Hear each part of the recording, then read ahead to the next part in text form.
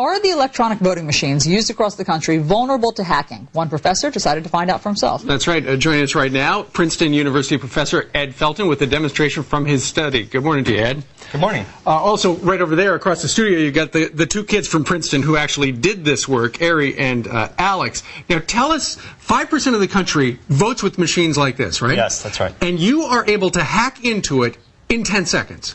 It takes only a few seconds to insert a computer virus into this voting machine. But how technologically savvy do you have to be a hacker to do this? I mean, you have to be able to write computer programs, yep. Which a lot of people can do. Sure. You need to be able to open up this door on the side, which anybody can do, and that's about it. All right, let's see how it works. Yeah, you want to show me, if I'm voting, what happens, how it goes wrong, you say? So we have set this machine up. We've infected it with our virus in advance. Okay. And we're running a simulated election here between George Washington and Benedict Arnold. I think I know who I'll vote for. All right. Go ahead, pop it in. I'm on your side. In for you. Okay. And just wait a second. So when I go to vote at an electronic voting machine, it looks similar. It's just like this. Just like this. 5% of the country. Okay, so I say start. Start, yes. Yep, I want George Washington. Yes. Okay, good. Okay, now I do next. Next. All right. And cast ballot. And I see that has registered my vote correctly. Right. George Washington, I'd like to cast my ballot. Very simple. All right, now I'm going to vote. Just a minute. All right, so every person gets a different voter access card, right? All right. It takes a minute. And loading base. All right, start. I'm voting for George Washington. Okay, cast ballot. There you go. Okay. All right. Now I'm going to cast a third vote, also for George Washington. All right. Well, we're going to watch just to make sure. All right, watch very carefully. Loading ballot. You're starting. You're voting for George Washington.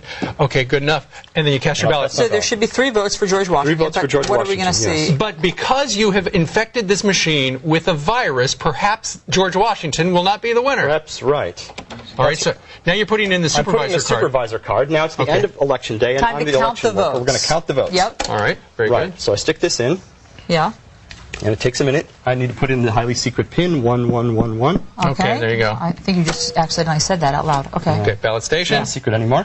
I'm going to end the election. Okay. Yeah. And that's okay with me. Yep. Okay. And now I'm going to print the results on this printer. Okay, quickly, very quickly. Yes. And the results will come out. So here's what happened. Yeah. Inside the machine, it was keeping an electronic record of every vote. Right.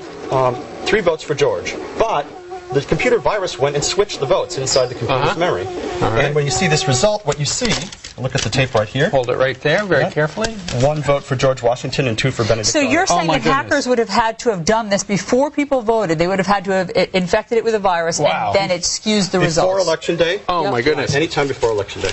Ed Felton, professor of computer science at Princeton, we thank you very much. By the way, when we come back, we're going to read the statement from Diebold. They say, the maker of this, they say, flawed information. You saw it working. And we